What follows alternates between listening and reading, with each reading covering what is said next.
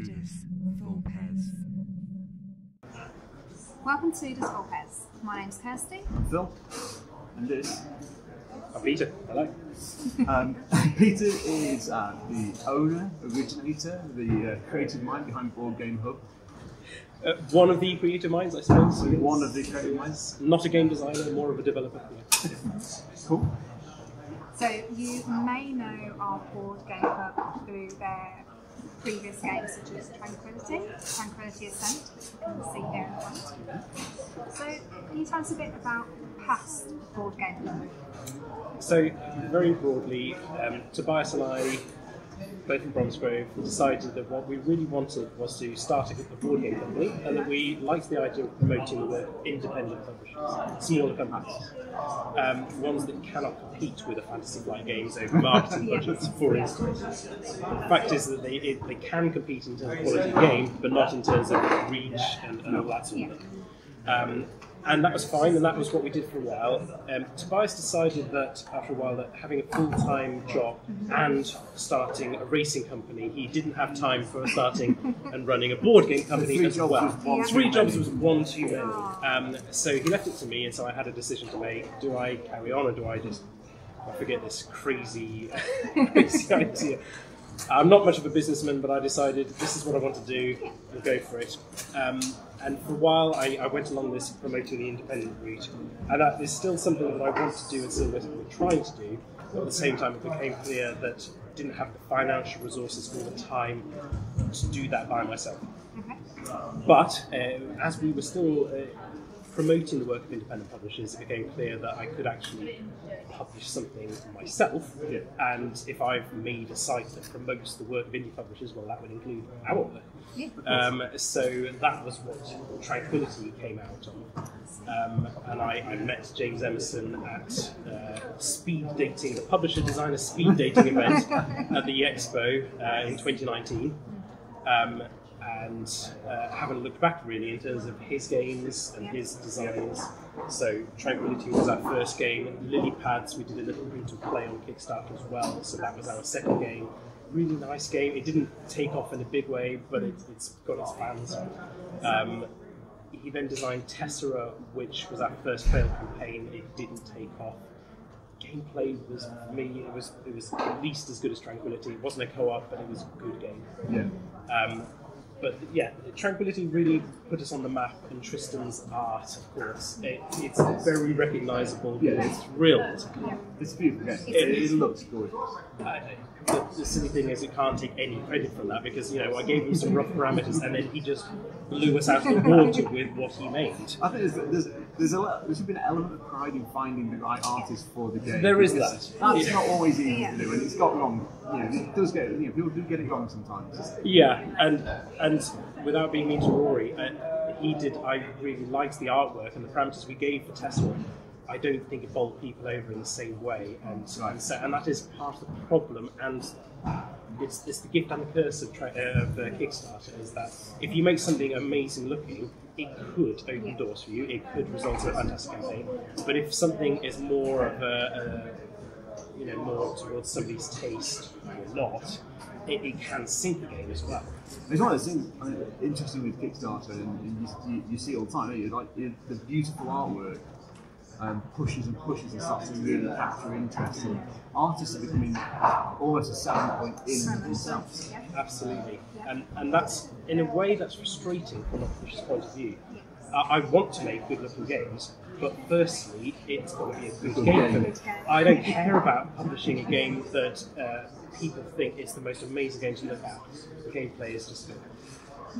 It's got to work. It's got to work from a gaming perspective. So yes, but you've got to know how the game works. Kickstarter, you cannot go with pieces of paper and some amateur drawing and hope it won't work. You have to go with a virtually finished product. So that's the game you're in, and you've got to know it. So yes, it put us on the map, but it also made we learn lessons with something like Tessera, that even if the gameplay is excellent, you really still got to market it well.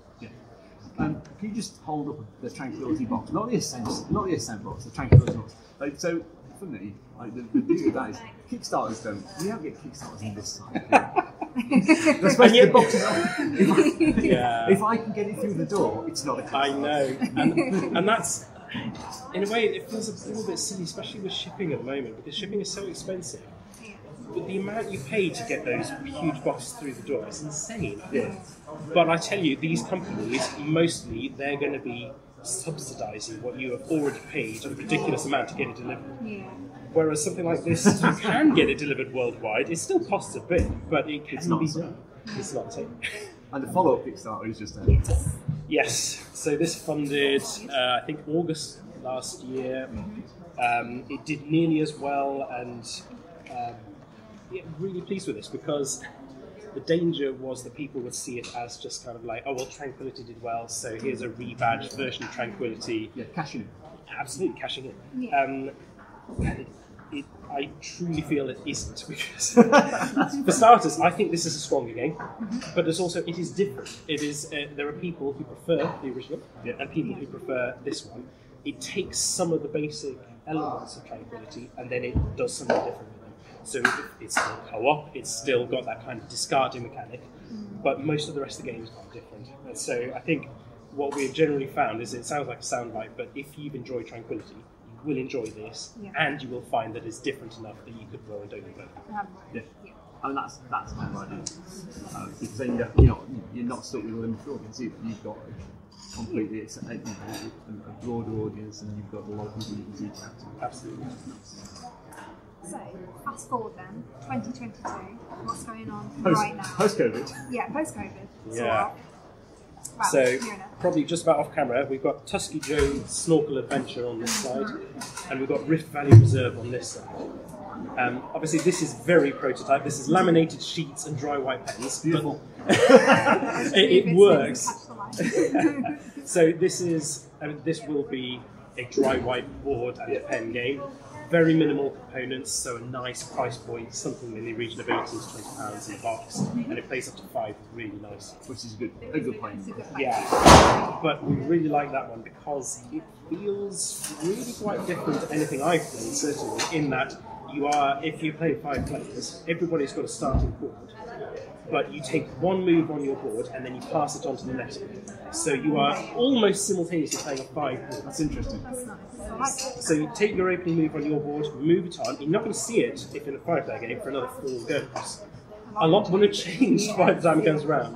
But it's got an interesting blend of chaos in terms of being able to predict what other people are doing and are they just trying to screw you, but also reward. So putting in a move that's going to get you points the next time you can take that action when it comes back around. It's kind of like a reverse drafting mechanic.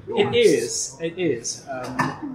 And it's really fun. And I tell you what, with the right group, I mean, I think this would appeal to a lot of different people. The 2-player game, this is a pure strategy, 0 luck game. Yeah. So you can play it like chess or Go and be very tactical about it.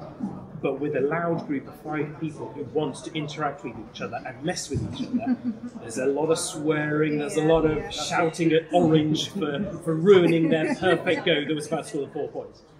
So that's really fun. And Tusky Joe is just a really lovely, family, light, medium weight, kind of push your luck engine building game. It's got a kind of reminiscent of Yahtzee feel in that you're rolling dice trying to get certain results. Yeah. But you're looting that sounds a bit wrong, but you're salvaging. You're looting. You're salvaging treasure from the bottom of the ocean. Is it your own treasure? Do you own it in advance? Treasure trove. I'm going to call it looting. Alright, looting. But items, and so when you're in the shallow waters, they're probably less valuable items, but they're easier to get. You don't need a lot of air or muscle to get down to them. But to succeed later on in the game with the items that are sunk down into the deeps, you're needing to invest. So you're trading in treasure at the shop to get a snorkel or a fin, a pair of fins, that's going to allow you to get deeper and to actually succeed in getting the really high value treasure down in the bottom. So it's got a really nice. It's not a big learning curve in terms of rules. It's got a nice amount of engine building and strategy, whilst allowing for dice throwing and some mitigation. Love rolling dice. Yeah. This is more your thing, I'm saying. So you've given us an idea of a price point for Rift Valley. How about Tusky? Where are you thinking that's going to sit? This is an interesting one because, from my perspective, I'm not really experienced. We've made a few games now, but still quite new to this. So I was looking at this going, oh, well, maybe this will be in the sort of £30 price range. And then you start getting quotes. And you find out that custom dice are expensive. So realistically, this is more in the £40 to £45 region. It's going to come with a big board. It's got a stack of cards, and a lot of the artwork is sort of unique. And it's Tristam's work again. I think this is really appealing, and you're going to have nice chunky dice. So yeah, it is a different level of price to Tranquility or Rift Valley Reserve. Yeah, if you I don't know if you might not, because I don't think so again, but like listen to the story of Dice Masters when that was first launched. Okay. And the cost, like the original ideas and more cards, and then suddenly the price would work perfectly, and then the cost just ran boom. It's custom dice, and they're just not cheap. And to do them well, not so cheap. Like nasty stickers. Yeah, from a prototype perspective, that's fine, but it doesn't feel great in the hand. No, you want the dice with a bit of heft. So what's your timeline on Tusky, Joe? Well, the exciting thing about that is that the development is virtually finished. The only thing probably holding us back, firstly, is just the last few loose ends, but possibly a solo mode. Okay. It works from a solo perspective. I'm not a huge solo gamer. For me, this is a multiplayer game. Yeah. But I know that there will be a market for a solo game. So the question is whether we prioritise that in this, first print run. Does it have solo mode? Doesn't it? There won't be any extra components, so we could easily release a solo mode down the line. Yeah, absolutely. Yeah. So that's the only thing that needs doing. Really, everything else is pretty much just. It's interesting that the growth of solo gaming. And actually, I guess there's been more and more releases of almost pure solo games over the last few years, which is I never thought I'd see. Because for me, it's gaming's always been a social activity. Yes. I kind of guess computer games have always been the thing I lean into if I want to have a puzzling solo experience. And yet, as you say, the market is clearly there, and I think Kickstarter is a big thing. A lot of people want a solo mode, and I get that, and it can help with learning a game, I suppose. Particularly if the solo mode isn't radically different to the multiplayer game, it's just a tweak here and there to make it work. Then it's a nice way of learning a game. Yeah, and also during COVID, so you're doing alone, And yet at the same time, games still. Yes, but there are lots of things you can play. You can even play board games online. Yeah. And how awesome has that been with Board Game Arena? Exactly. You can have all sorts of sites that you can play online. Absolutely massive. It's exciting times. So two releases, one much further on than another. I mean, to be fair, the development is nearly done on Rift Valley Reserve as well. However, so we've got Vicki Dalton lined up to do the artwork, and she's done a lot of the Key series, so Key Flower, nice. And she's a fabulous artist. She set very clear parameters about how much time she spends doing her job. For health and just general reasons. She doesn't want to work 40, 50 hours a week. So I started speaking to her months ago and said, this is a rough timeline, and she's keeping me posted when she's going to be able to start. And when she starts, we'll be thrilled. And then we'll see whether we've got enough to launch. This will be a Kickstarter. Tusky Joe will be a small print run straight to retail. We'll see if we're ready to launch a Kickstarter, ready for the UK Game Expo. That would be fantastic. If it's live across the expo, even if it isn't, we'll probably have the preview page up. We'll have a final prototype ready for people to play. We're back to talk about it more directly and show people some gameplay elements as well. Definitely. That would be fantastic. So, Pete, after these two, time to take a break. No, I really shouldn't. I mean, so we're doing the Kickstarter manufacturing up shortly with this one. Yeah. Then there will be retail and foreign language versions, either through direct from us or through licensing. So that will be a thing that we're doing. This will probably, I kind of imagine that after Kickstarter, we will do a multiple print run schedule of different languages, because it's really light component-wise. Yeah. We can probably do that. This isn't going to be really expensive for us to make, whereas Tusky Joe's expensive. So that's why we'll be doing small print runs of that and see how it goes. So there's a number of running print runs, I would say, with this one, while we also carry on developing other things. So branding isn't quite set in this way, but we're toying with the idea of calling it play and pass, or something along that line. Okay, yeah. And kind of a new genre in that it's not drafting, it is very much you're interacting on multiple boards throughout the game. And I said to Chris, who designed this, I can truly see a kind of a new genre coming out of this. So he's already working on a constellation-based stargazing game. Isn't that a popular theme at the moment? It is a bit.